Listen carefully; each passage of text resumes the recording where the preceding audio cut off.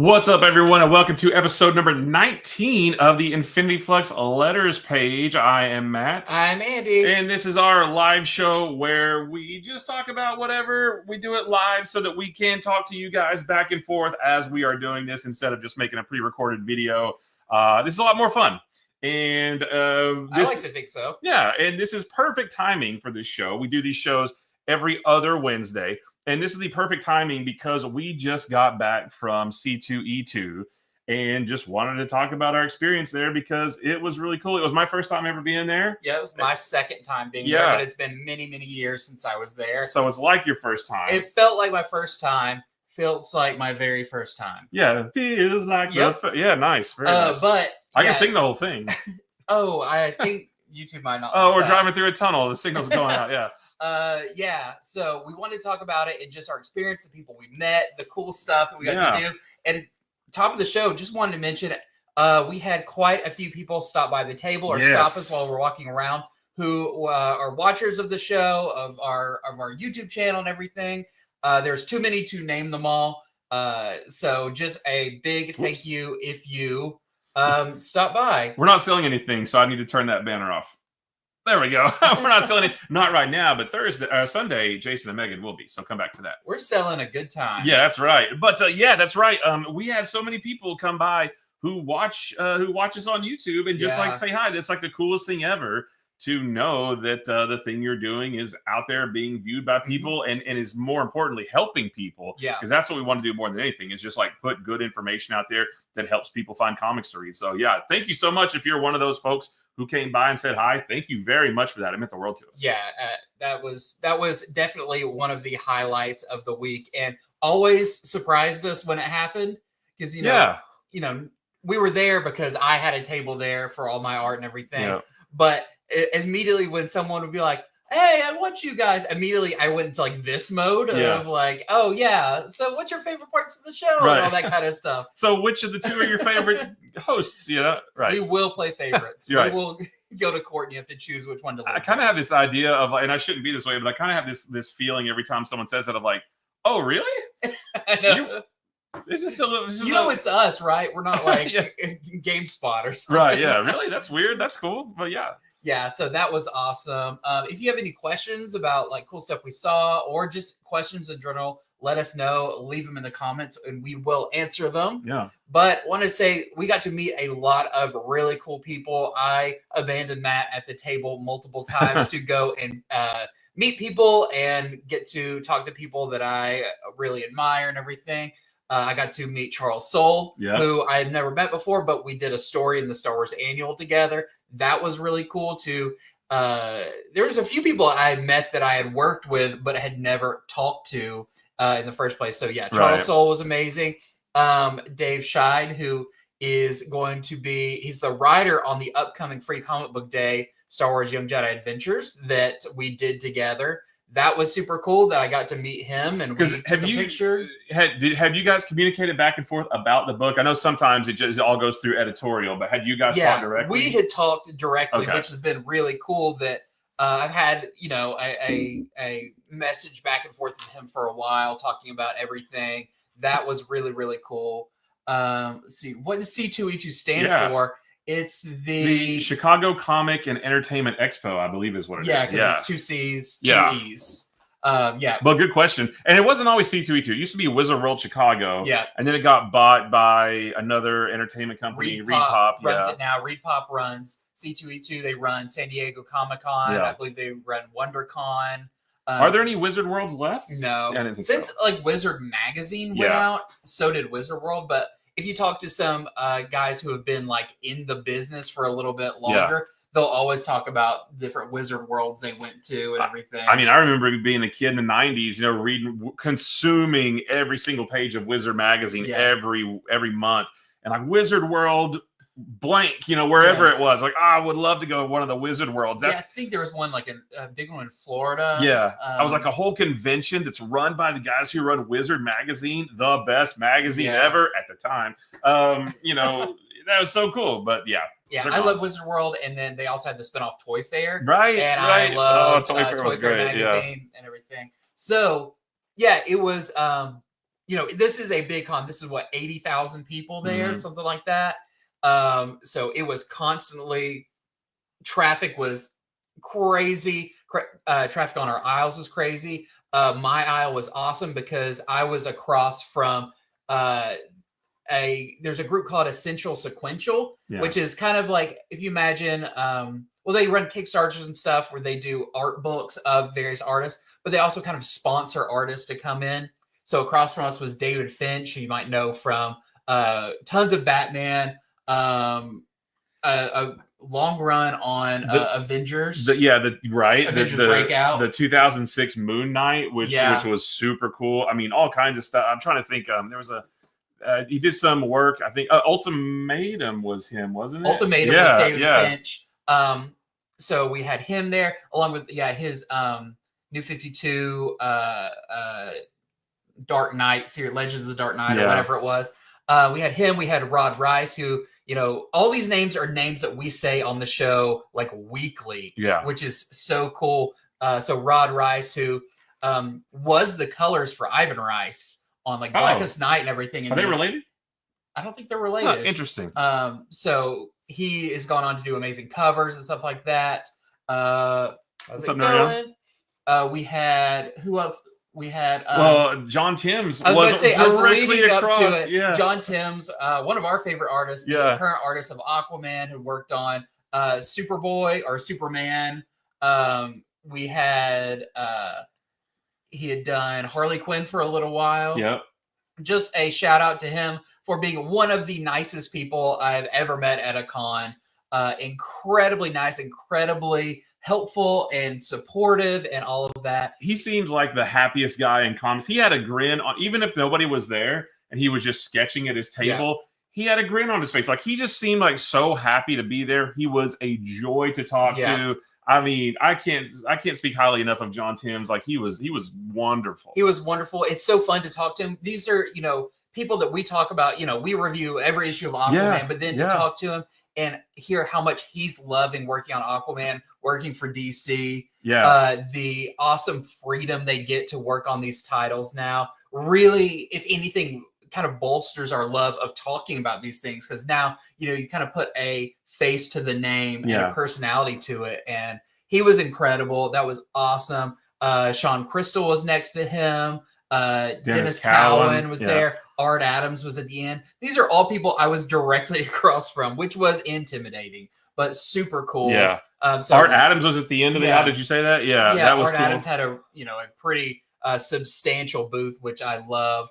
But yeah, it was so cool. I worked up the courage to say hi to Dan Mora, my favorite artist of all time. He was there, and I went by one of my friends was with me, so she kind of helped me sort of, get in that mindset that it's okay to talk to these guys, And so I just kind of walked up to the table. We were looking through his art book, and then I just looked at him and said, "You're my favorite artist. I buy all of your variant covers. I buy everything, but every book that you do. I love your work. You are my absolute favorite." He just kind of looked at me and said, "Thank you."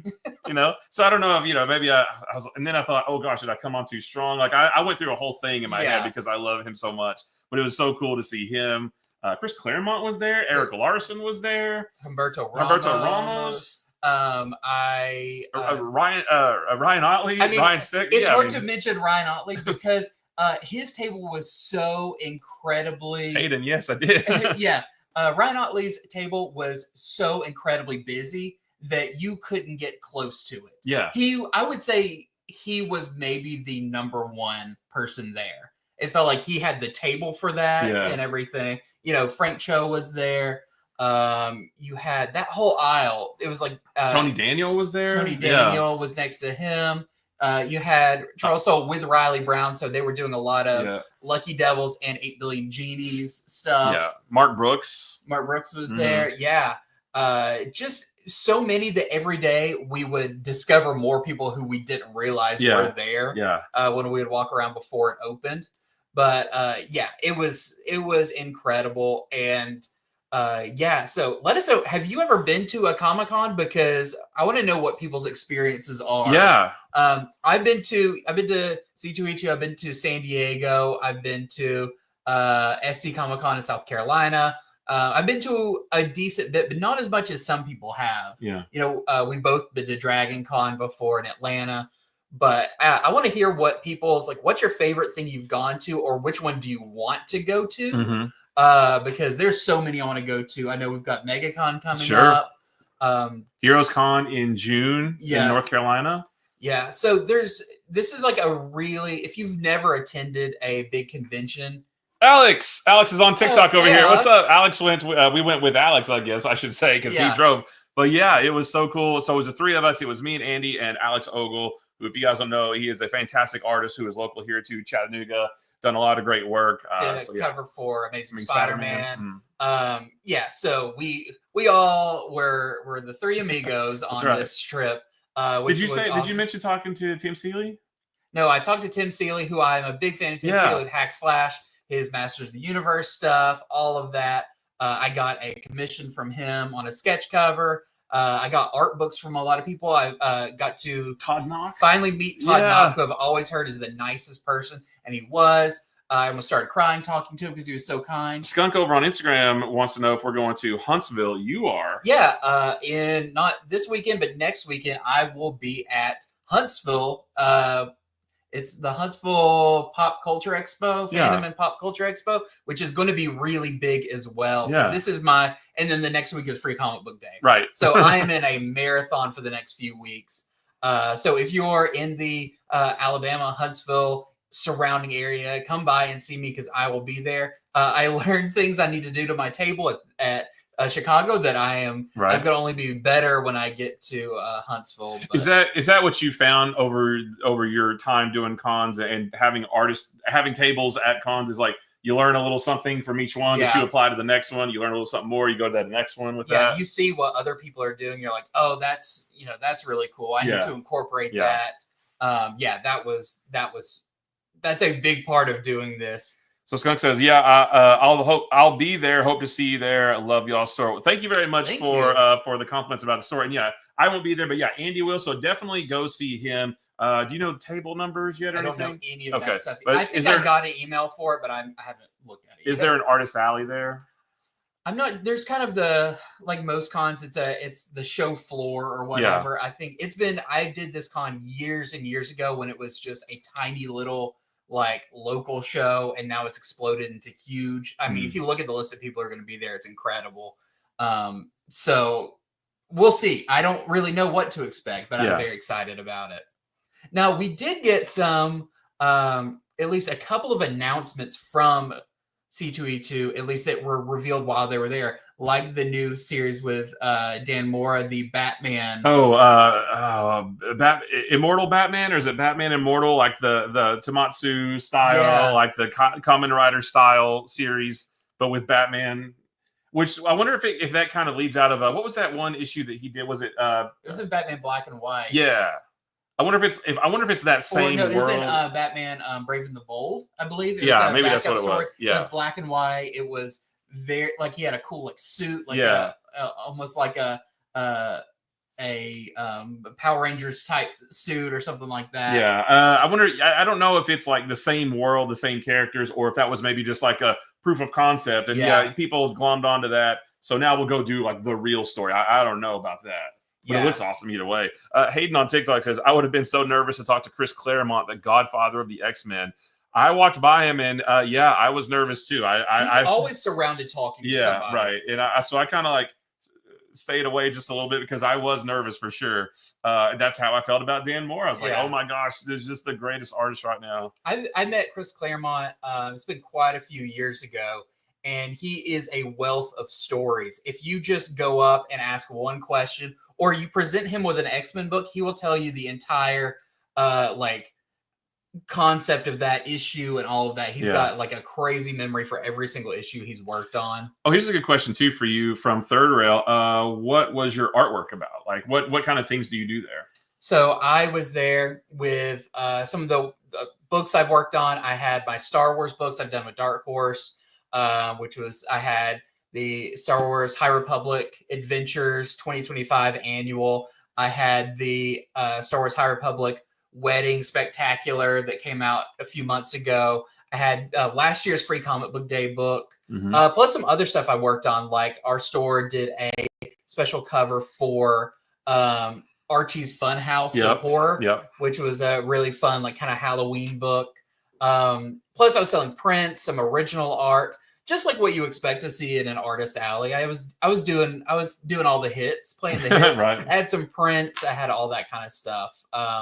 Yeah, so if you find me at any con, I will most likely have that kind of stuff. Yeah. I've got some like collected editions of Star Wars stuff I've worked on, and my Kickstarter book for Black Finn, the Barbarian Shark. I had some of those. I gave some of those away. Yeah.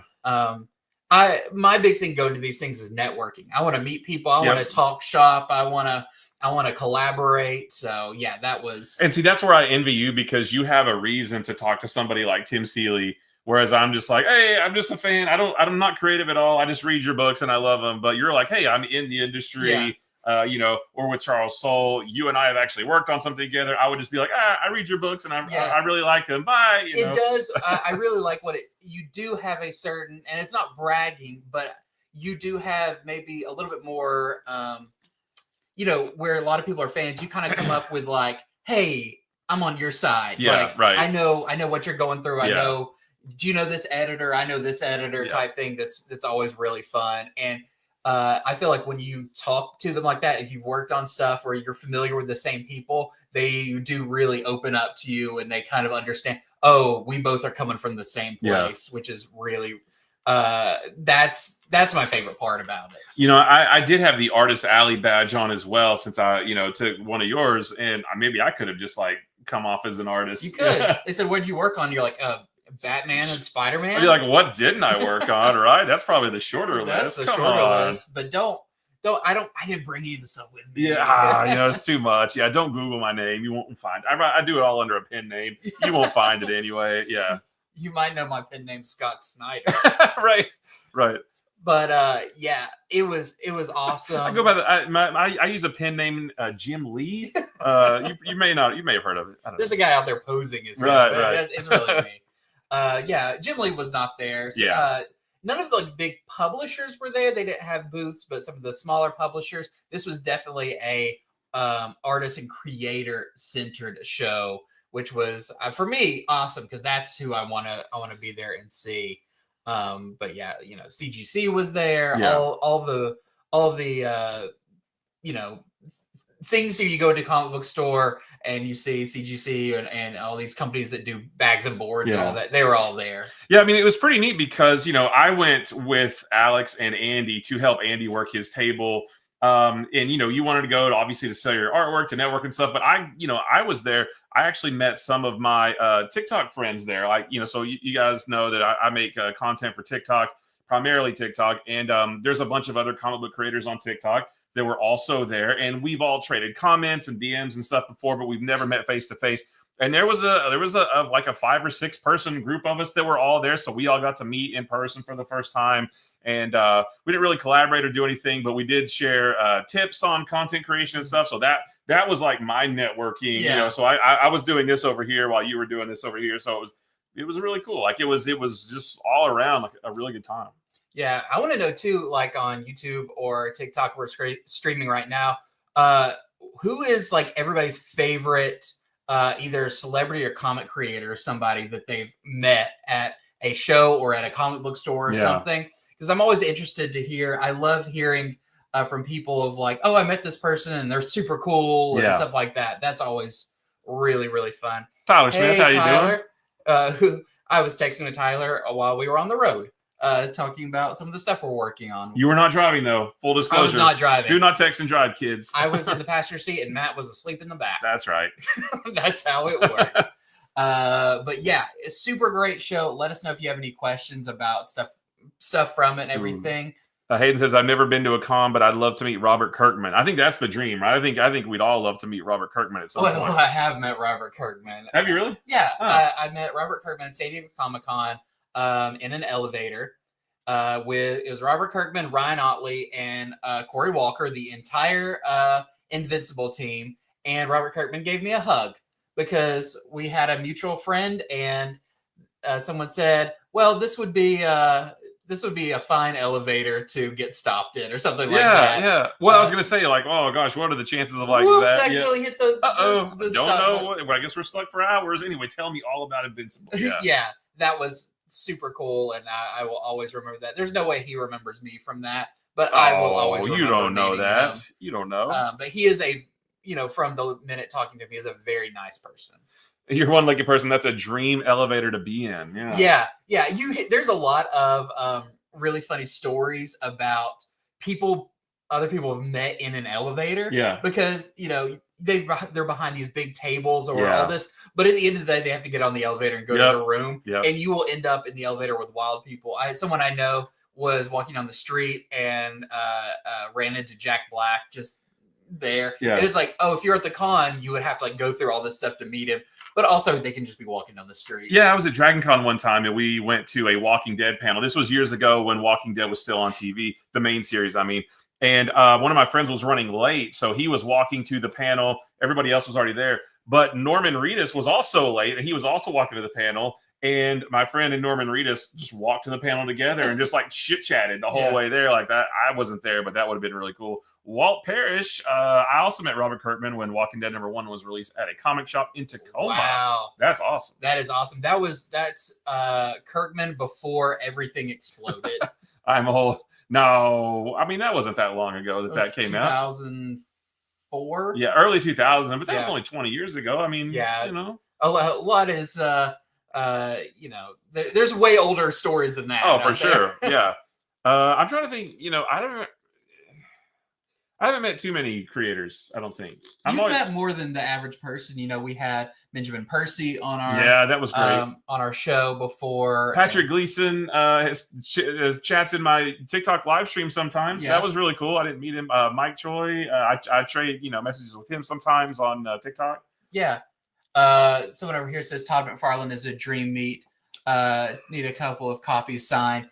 I've not met Todd McFarlane, but I saw him from a distance at San Diego Comic-Con. He was at the Image booth before the show opened. And then it felt like right as the doors opened, he just vanished. Yeah. He would be trampled. Poof, and he rolled up in his Spawn cape and shot into the sky. And it's funny too, because to me, I view all these guys as straight on celebrities. I mean, these guys are celebrities to me, and I get just as nervous to see them at a con as I do like a big name actor, like at C2E2. Not the entire cast, but like all the hobbits were there from Lord of the Rings movies. Elijah Wood and Sean Astin and those guys, they were there. The cast of The Breakfast Club was there, so there were celebrities there, and I tried to see them in the autograph place, just from afar. But for me, comic creators are on the same level because I love comics so much. I spend so much of my time reading the books that these people work on. And so I hold these guys in the highest regard. So I get nervous to even talk to them. Yeah. Yeah. Whatever field or whatever thing you're interested in, it's funny how to some people, they've never heard of Jim Lee, but to us, it's like, that's the guy, right? Guy. Yeah. Walt says, I met Todd when Spider-Man #1 came out at a comic shop in Puyallup. I'm still old. Well, that was a little further back. That was more like 36 years ago. But I'm right there with you. I was still a teenager back then. Yeah. No, not quite. I was almost a teenager 36 years ago. Yeah. So they said they are the most creative and inspiring people in entertainment. It's true. They're some of the most multi-talented and hardest working people in any form of entertainment on very tight schedules. And they're folks too who have to have a passion for what they're doing because, and you'll hear a lot of creators say that nobody gets into comics for money. It's because you have a passion to do it. So they're passionate about what they're doing. And the thing that they're passionate about doing is the thing that I'm also passionate about. Yeah. So it just kind of all works together. It's interesting. While we were in the car, Alex and I were talking about it. And he mentioned that Rob Liefeld called it an addiction. Being like a comic creator is an addiction because you have to be kind of like insane to be it, because there's way more profitable things you can be doing. There's easier ways of doing art, all of that. Yep. But you've got this addiction or this compulsion to, but I have to do this. Like, I have to create comics. I have to be in this field, even though to an outside person does not make any sense. Yeah. Why it is not logically the best decision, but for passion, it is. You know, I don't have I'm not very creative, but I can imagine that, like, if I had a story in my head, like it would be like an itch that you can't scratch until you get it out on paper. Mm-hmm. You know, if you're a writer, you've got to write it out. If you're an artist, you got to draw it. If you do both, it's like, I see this comic in my head. I have got to, you know, I've got to do this. So I get it. You know, Yeah. I get how people can do this. I do also want to mention, I mentioned earlier that I met Dave Scheid, who's going to be writing, or he has written the Star Wars Young Jedi Adventures free comic book day book that I drew. And I've got a copy of it right here. They finally came in. Yeah. So in just about 2 weeks, May 3rd, your local comic book store, it is free comic book day. Don't miss out on going there and picking stuff up, and pick up my book, because I'm really happy with this one. I felt like last year was really fun, but this time I really hit the groove of these characters in this world with this style and everything. So yes, pick up Young Jedi Adventures free comic book day 2025. Yes. So if you're also lettered by Tyler Smith, who is in the in the Small comments. world. So yep. Yeah, so May 3rd is free comic book day this year. If you're local to Chattanooga, come by the store. It's going to be a huge, super duper fun day, just like it was last year. Andy will be here signing those books. Are we going to have signed copies on the website? Do we know that That's yet? in the works. We did last year, and Yeah. I'm guessing we'll probably have a special product item on the website that will be a signed copy. Yeah. So yeah, keep your eyes and ears open, and we'll have more announcements as we get closer to it. Yeah. Because we'll be doing our video where we're going over all of the free comic book day books. We have a stacks next to us of a bunch of them that we're gonna start reading now, because there are so many of them. Yeah, there's like 45 free comic book day books for free comic book day. Every year we do a video going over all of them. So that's 45 books to read between the two of us. A lot of them we double up on. Some of them we just do one each. But yeah, so we got to get it going now, because that's a lot of books to read. But yeah, so expect that video on YouTube explaining what is in, not with no spoilers, but what's in each one of these books.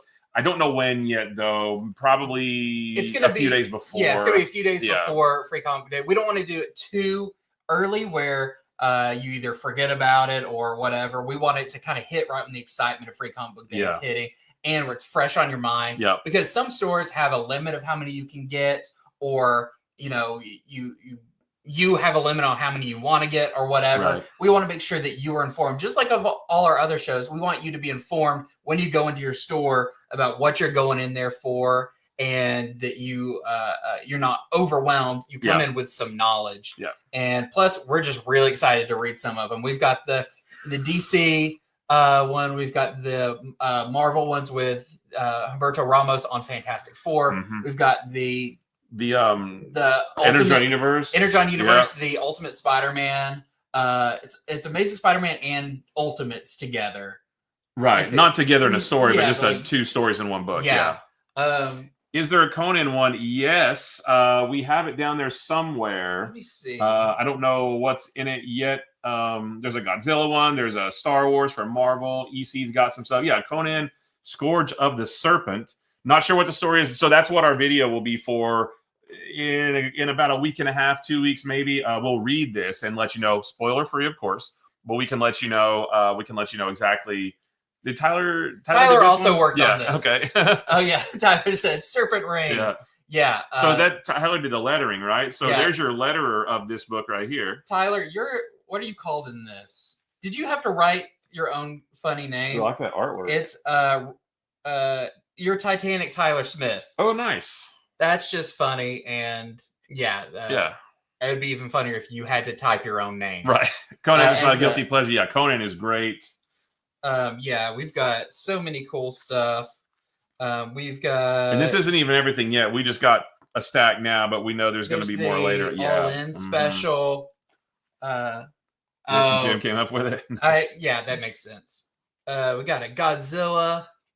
We've got the Star Wars for this year. This is the Marvel Star Wars. We've got Amazing Spider-Man and Ultimate Universe book.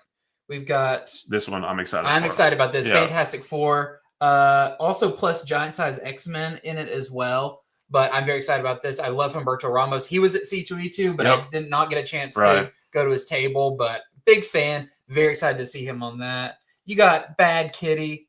You've got the new Blood Type, which is a new kind of part of the EC universe.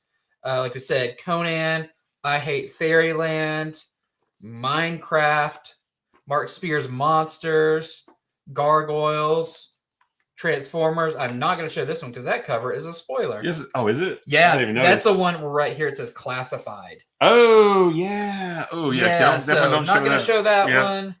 You've got the Power Rangers Prime. I'm excited about this, but on the other side is VR Troopers. Oh, yeah, which nice. I love VR Troopers. We are VR. Yeah. You got Thundercats, Powerpuff Girls, Def Leppard, Hysteria. All these plus there's more than this. We haven't gotten them all out yet because there's tons of boxes in the back. But these are the ones we're going to start with, and then see what's left, and then go from there. Yeah. Ready to get that free Fantastic Four comic, Mr. Crispy on TikTok? Yes, I cannot wait to read it. Craig the Greek, Tyler's so happy he's collaborating with Andy. That's awesome. Yeah. Alex says your Star Wars book is a good-looking book. He peeked at it. Yeah. Dave at the con had his copy early, so that's the first time I got to see it was at the show. I'm very happy with how it came out. But and so Walt has a good question. I imagine there's a limit on how many books one can get, so that varies from shop to shop. Some stores say just grab whatever. Some stores say like one or two. Our store has a limit, but if you're there in the first 2 hours, you get double that. Plus, there are other ways, and this is just our store. There's other ways. If you buy something else, you get a ticket for another one, and if you buy something else, you get another. There's a whole bunch of different ways to. Yeah, we want participation. So it's like you like certain posts, or you share something, or sometimes as you follow us on YouTube or one of those things. We want. Rather than you just run and grab a handful and come out, we want you to be part of Free Comic Book Day, interact, that kind of stuff. If you get something from me as I'm set up there, that also helps. We'll have all the information, especially too if you are online, what way you can get stuff from us. We'll have tons of stuff and a lot of cool stuff to announce coming up. Yeah, and no worries. I agree too. Don't want to be greedy, but there's a lot of great books. There are. And it's always you sort of have to figure out like which ones do I want more of and that kind of thing. Which ones do I want to get the most and which ones are maybe like second tier, whatever. So but again, every store does it differently. So just check with your store. My LCS does food donation gets 5 extra books. That's fantastic. Yeah. That's great. That's what's so great about it is there aren't hard and fast rules for Free Comic Book Day. That's whatever. It's up to the shop. And usually the shop kind of knows what their clientele and their area and stuff, whether they have, a lot of competition or whatever, you get to make it up. Free Comic Book Day as a business does not get to tell you how you do it, just when it takes place, and don't give away stuff early. Right. But other than that, you can find great ways. Stores do great ways of spreading it. Craig the Geek on TikTok says the online app list was a fantastic idea last year. Thank you for that. Yes, it was. And we're doing that again. We have the same thing again this year, maybe with a couple extra bells and whistles, but it's mostly the same thing. We've tested it out over the course of the last few days. It's very sharp. It's fast. It's not laggy or anything.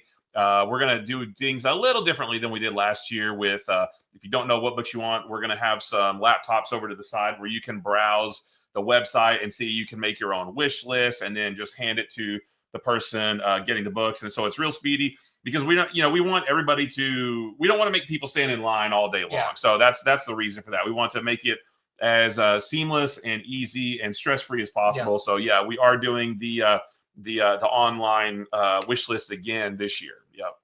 The numbering system, all that stuff, doing it again. Says the thing bad idea doesn't set the Free Comic Day rules. It would be like mail in 15 rocks to get a gold coin to redeem or whatever. But Bad Idea doesn't have a Free Comic Book Day book this year, but there is a book coming out right before that they intend to be part of Free Comic Book Day. Okay. It's that something moon or something like that, Bad Moon, or Yeah. I don't remember what it's called. Yeah. But I think that will be part of our Free Comic Book Day offerings. Yeah. And Jeffrey wants to know, how was C2E2? I just went to a Comic Con that had Will Sportatio. That's cool. That's awesome. Anytime you get to be at one that has like one of the Image founders, that's super cool. Yeah, we talked about it at the top of the show. We had a great time. But if you have any questions about it, let us know, because we would love to talk more about it, because that's what I've been talking about since I got back. Yeah, one per. Yeah, I mean, are you talking about the Bad Idea book? I mean, there might be. Yeah, it's that would be a bad idea. Which, it's like, hey, it's right in the name. You guys can't be mad. It's in our name having to have bad ideas. Yeah, so that's going to be really fun. I mean, around here, Free Comic Book Day is like Christmas. It's like the Free Comic Book Day and Black Friday are the two big days of the year for us. And it's cool too, because Free Comic Book Day near the beginning of the year, Black Friday near the end of the year. So it's like the year is bookended with these two big events. It's really fun. I mean, there's tons. I love getting here before we open and walking into the door and seeing a line of people down the sidewalk already, and seeing all the people come in. It's always packed all day long, and I love that so much.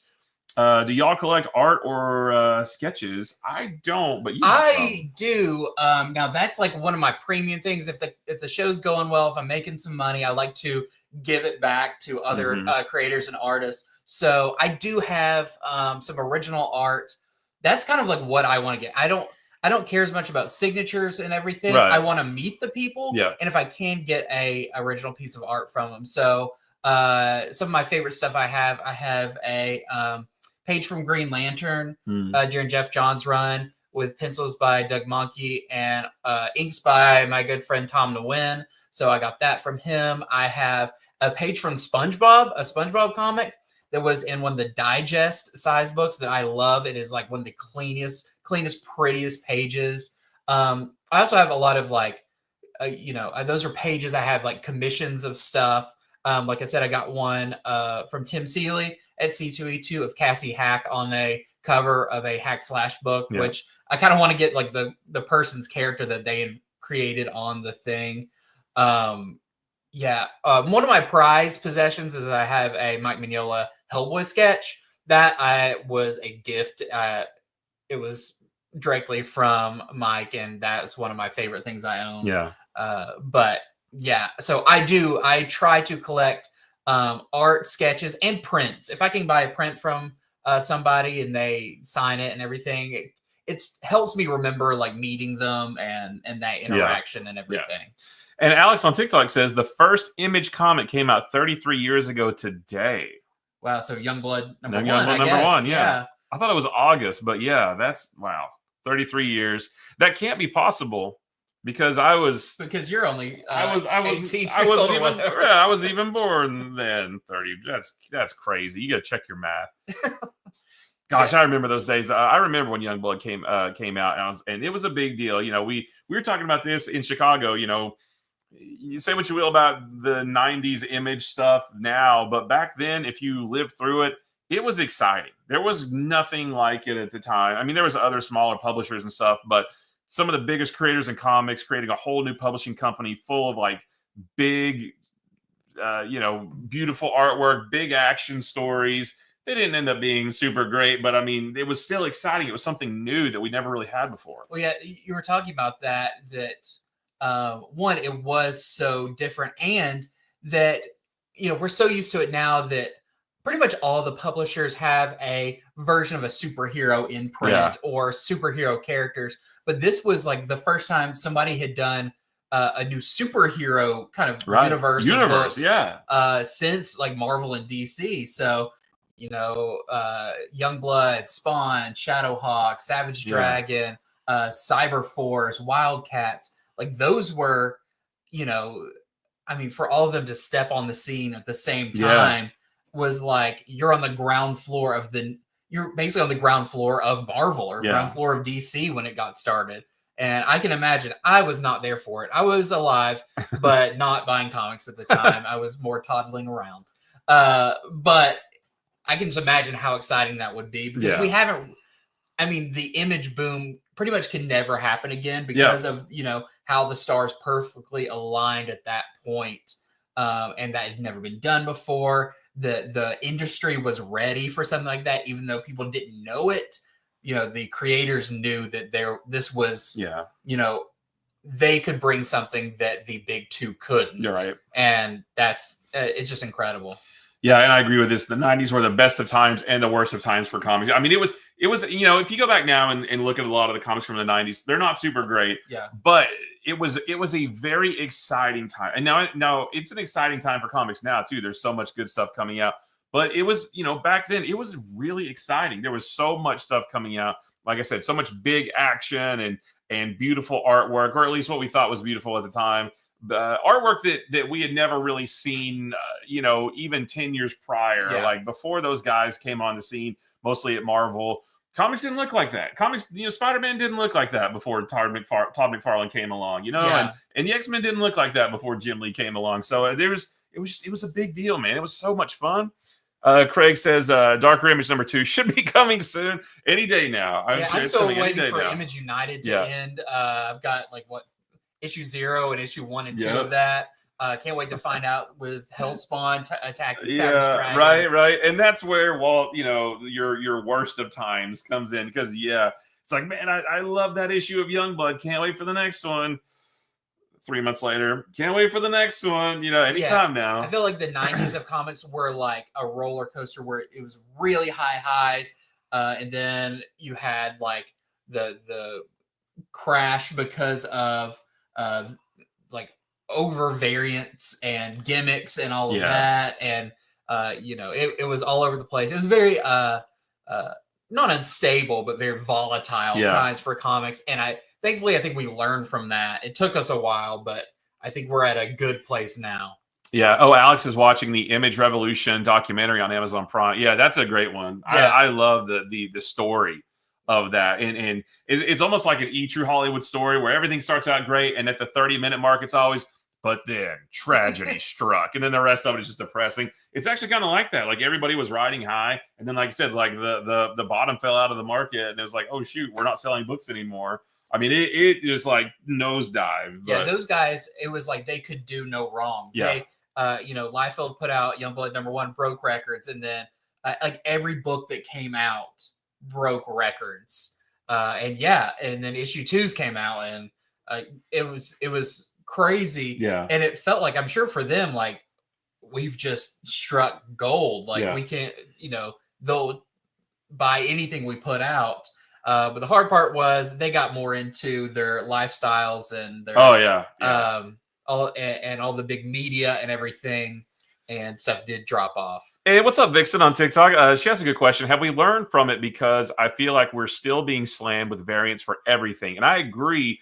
But I feel like it's different this time, because before, like I think about the hologram covers for like the various Spider-Man books. Like that's all that was there, and there was so many. There was hologram covers, foil embossed covers, poly bags, and all this different stuff. And we do have some of that now, but if you don't want any of that, just buy the A cover, Yeah.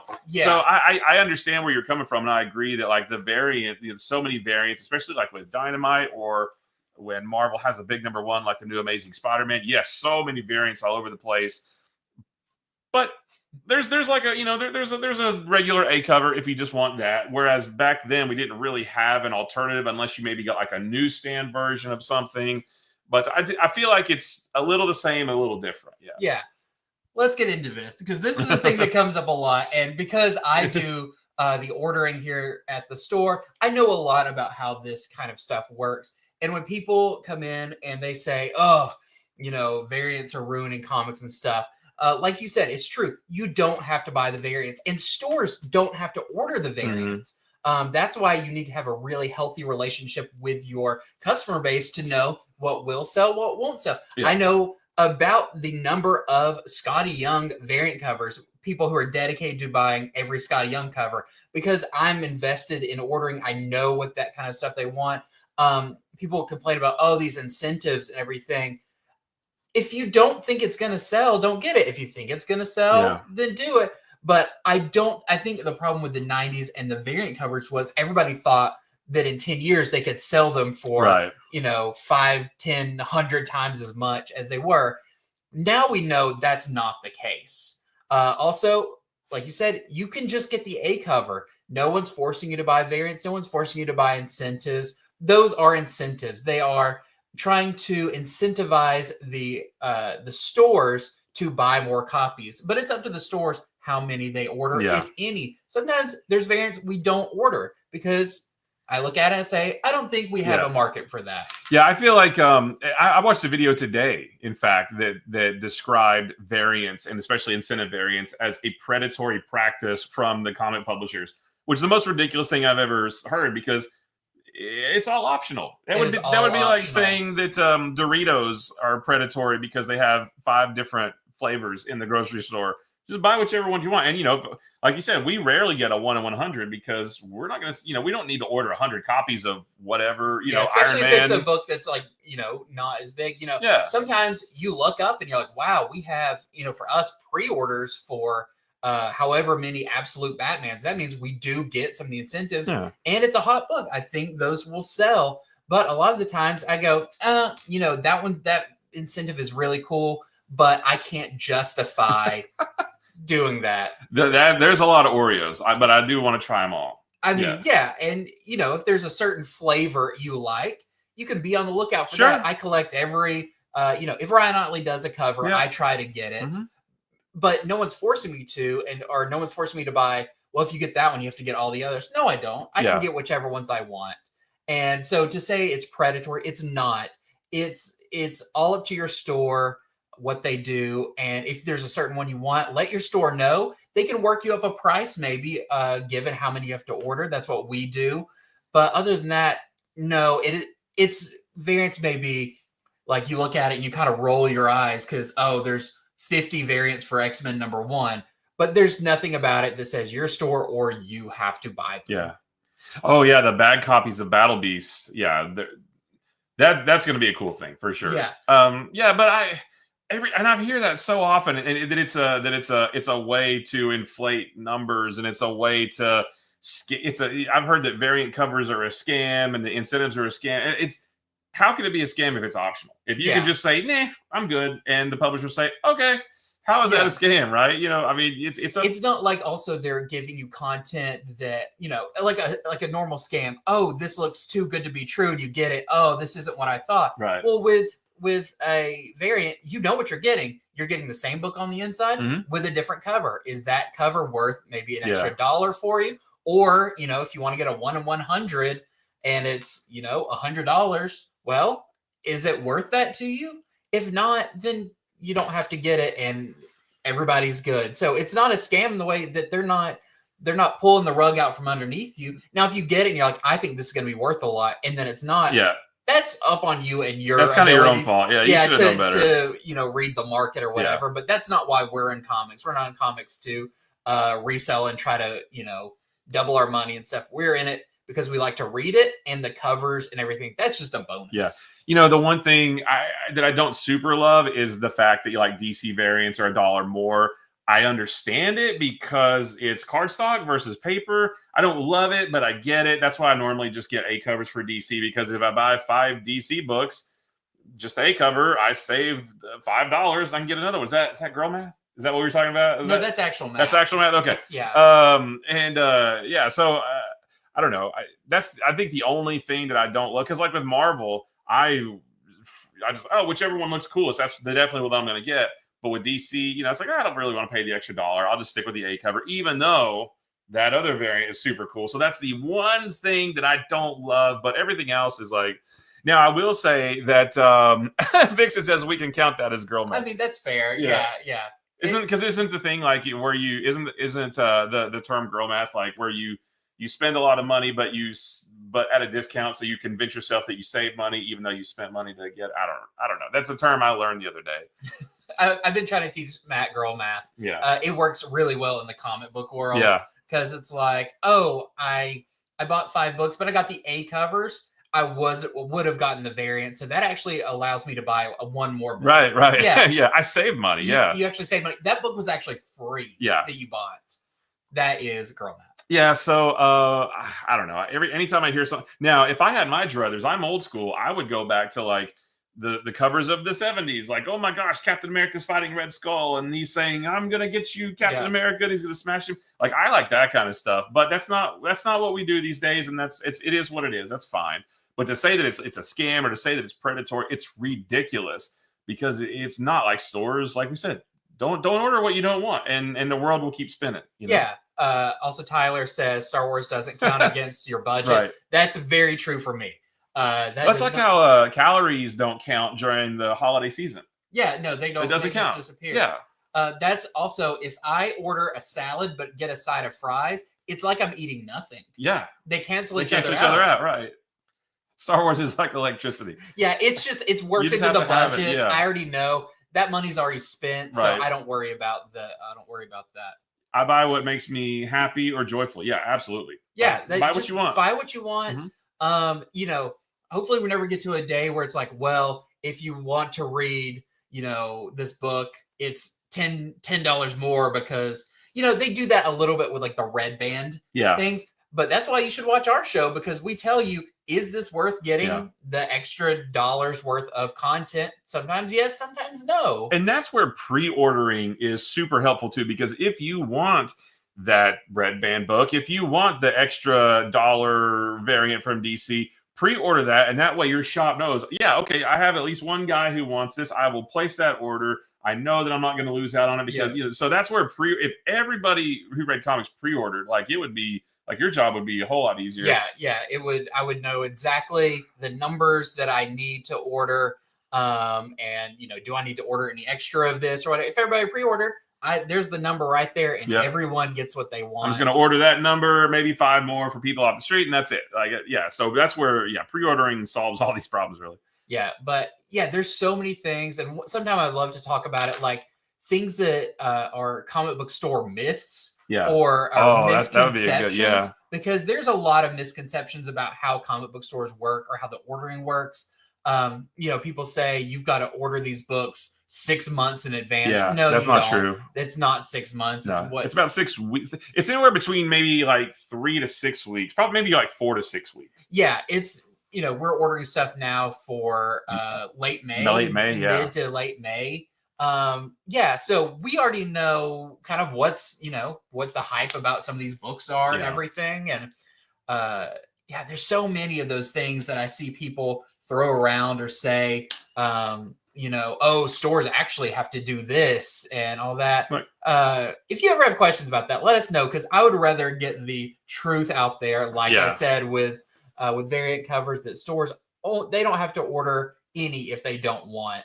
They can just order A covers and everybody's fine. Yeah, I do have that. I do hear that a lot too. Shops have to order 3 months in advance. Nope.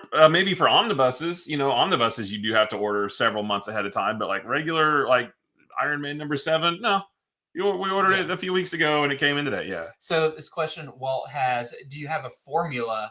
This is a really good question. Do you have a formula for subscribers versus walk-in traffic, like pre-orders plus 25% or something? This is, I don't mean to brag, this is why I do this job, because one, I've done this for a very long time, but also this is definitely on the store to know their customer base, or what their customer base likes, and for the person doing the ordering to be a fan of comics anyways. So I know right now that the Absolute books are really hot.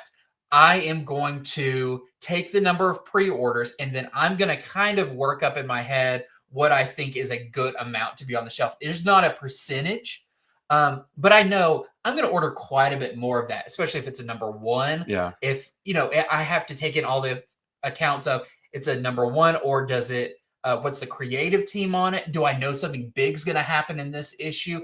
All that stuff goes into it. And then it's really up to my determination how much I think we need to get. But you're also able to look at, like, for the previous issue, if it's not a #1, how many did I order versus how many did we sell? How many did we have left by the time the next one comes out? And that helps you. That gives you an estimated guess about the next ones, right? Yeah, that's exactly. So I do have some of that. Same, yeah. Yeah, I was about to say Matt loves the nerdy stuff too. That is definitely like part of it, but also a lot of it is this is an indie series. It's on issue 6. I know by this point, not a whole lot of people are going to walk in off the street asking for this, because most of the people who are reading it are already into it, and it's not a great jumping on point now. So I may taper off my orderings to maybe no extra copies, if I see that kind of, okay, this is a 6-issue series and we're on issue 4 and we're sold out of issue 1 and 2. I'm not going to over order issue 6 because, unless someone comes in specifically for that, and then we can order it for them. Yeah. But that's a way we keep kind of our wall fresh. We don't over order.